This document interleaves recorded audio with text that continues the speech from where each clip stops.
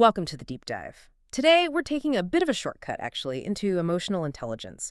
We're using a really potent source, the transcribed lyrics from Hueston's song, What You Waiting On, the live version from Power Station Studios.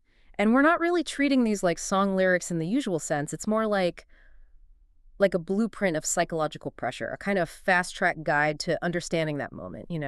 When a relationship just pivots from hope to to a necessary ending, painful but necessary. Our goal here is to really pull out the core lessons about indecision, about knowing when it's time. Yeah, and what just jumps out right away is how incredibly clear the situation is. I mean, the song starts right at the breaking point. The speaker, he isn't asking for advice or trying to work things out anymore. He's laying down an ultimatum. Everything's boiled down to this stark choice. Time's up for talking. The lyrics spell it out, don't they? You could stay or you could leave. Simple as that. It really is the sound of someone hitting a wall, isn't it? You can almost feel the exhaustion coming off the page. He's just completely done with the cycle, the avoidance, the talk that goes nowhere. He's tired of it, says it right there. I'm done with all the talking, and I'm bullshit in between. Oh, that line. Well, it's almost a clinical description of emotional burnout, wouldn't you say? It's that point where you realize communication isn't fixing things anymore. It's actually become part of the problem, a way to delay the inevitable. When talking feels like bullshit, like he says, you're past a temporary rough patch. You're looking at fundamental gridlock, psychological gridlock. And there's this one really painful insight driving that gridlock, isn't there? Something the speakers finally grasp that just reframes the whole situation. It might be the most powerful line in the whole piece. What is that central diagnosis? Why does he see this ending as completely unavoidable now? It's that gut punchline. It's hard to love a woman who's in love with misery. That right there, that changes everything. The issue isn't that the love is gone. The problem is that his love can't compete with her. Well, her commitment to her own sadness. Wow. That is a massive psychological turning point. Huge.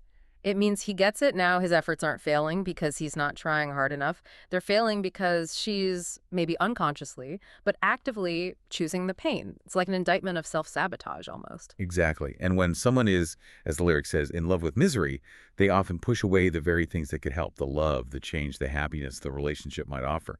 So the speakers learn this really harsh lesson. You just can't save someone who identifies so strongly with their suffering. The pain itself becomes, well, more important than the future. And once that really sinks in, he starts looking for a way to justify leaving, right? He reaches for this piece of classic, almost folk wisdom, something to kind of anchor his decision, even though it clearly hurts. He brings up, Mama always said, if you love, set her free. Yeah, and that advice is interesting here. Usually it's about selfless love, right? Yeah. Letting someone go so they can be happy. But here, well, it feels like he's using it almost as permission for self-preservation. It makes the necessary ending feel justified, maybe even kind. But that's the tension, isn't it? He wants to do this setting free thing, but she's not going anywhere. She's stuck in the indecision. It's like, opening a cage door for a bird, but the bird just sits there, refuses to fly out. Right. And that struggle, that gap between what should happen and the grim reality, it gets amplified immediately by this really jarring schist in metaphor. It goes from this peak of hope straight to, well, immediate danger. In just a couple of lines, think about how fast it changes. I thought she was the one, the dream, the future, and then bam, the next thought is the terrifying realization she's a loaded gun. Whoa. That's a staggering contrast. The one that's destiny, security, everything you hope for, and then suddenly she's not just a problem, she's perceived as volatile. Unpredictable risk, like an accident waiting to happen. A loaded gun is scary because it's uncontrolled. Right. It could go off at any second. And psychologically, that shift, that dual image, it signals a complete collapse of trust. It's abrupt. He's not just disappointed anymore. He feels, I think, fundamentally betrayed. Betrayed by the illusion of who he thought she was. And when the person you planned your life with suddenly feels like a threat to your stability, well, you switch gears fast. You go from partner to protector of yourself. And that switch from seeing it as our problem to my danger changes the whole game. The focus shifts entirely inward for him.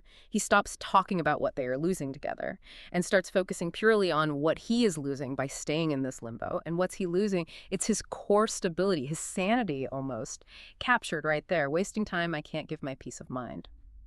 This isn't just about a breakup anymore. It's like a desperate plea for internal freedom, for quiet in his own head.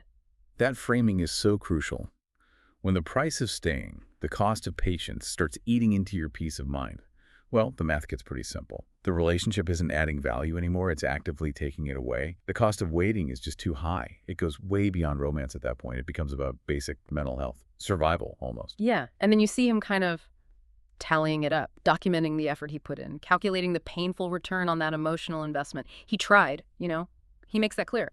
Trying to give her everything last night. That's just how it goes. Like, here we go again. And the immediate result, it's like a cold, hard financial calculation, almost brutal. He looks at the situation and just sees the total loss of game and kill me, wasted time. It sounds like an investor finally cutting bait on a bad stock. He's quantifying it all the time, the energy, the emotion, and realizing it was all just gone, unrecoverable, fruitless. And all that clarity about the wasted effort, it feeds right into the engine driving this whole song, doesn't it? That central, relentless question. It's the sound of his patience finally snapping. He keeps hammering it home, too, ramping up the intensity. First, the slightly more philosophical, frustrated version. Heaven knows just what the hell you've been waiting on. Then, boom, the direct, blunt demand. Tell me what you waiting on. Right. And the power in that repetition, it's not just for musical effect, it's behavioral, It signals he's not actually asking for new information. He's past that. He recognizes the waiting isn't about genuine confusion or needing more time. It's avoidance, pure and simple. So the question becomes this pressure valve. It's meant to force her to just acknowledge the reality. Yeah. Which brings us right to the core psychological block. Why is she delaying? Why wait? And the speaker offers this really sharp insight. He cuts right through all the indecision with a direct accusation. He points straight at her self-deception. Stop lying to yourself. You know you want your way freedom. Ooh. That's the mic drop moment right there, isn't it? He's not saying you seem confused or figure out what you want. He's saying you know what you want, you absolutely know, and you're actively lying to yourself to avoid dealing with it. So is that diagnosis just pure frustration boiling over, or is he genuinely pointing to avoidance? Is there a difference there? I think it's definitely avoidance, but yeah, it's absolutely fueled by his frustration. He believes she knows she wants her freedom or her way, which implies some other path she desires. But admitting that, owning that truth, that means taking responsibility for the breakup, for the pain it causes. So the waiting becomes this psychological shield, a defense mechanism to put off the really hard adult decision.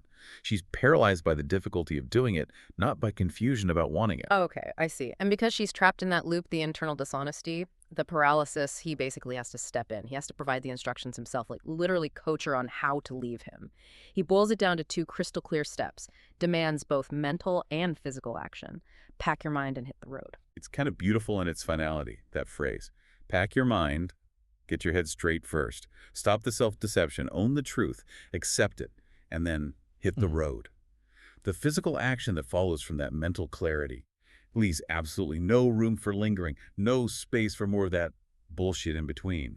It's him finally demanding the clean break he needs for his own sanity, his own survival. So this deep dive really shows how these lyrics, when you strip them down, almost work like an instruction manual for getting out of a toxic stalemate. It's about recognizing when the effort just isn't worth the return anymore. Yeah, to sum it up, I'd say this source material gives us this incredibly powerful narrative about how you reach emotional clarity.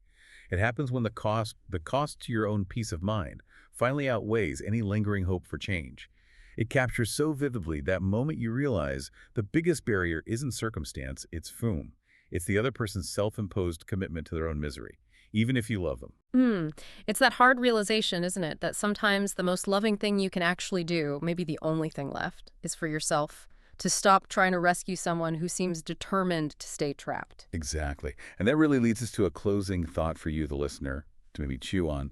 The central conflict here is that gap between knowing something deep down and actually acting on it. So the question is, how often in your own life, and this could be anywhere, work, relationships, anywhere, how often is the delay, the waiting, not really about needing more facts or more time to figure things out? How often is it actually about avoiding a difficult truth, a truth you probably already secretly admitted to yourself? Something to think about until our next deep dive.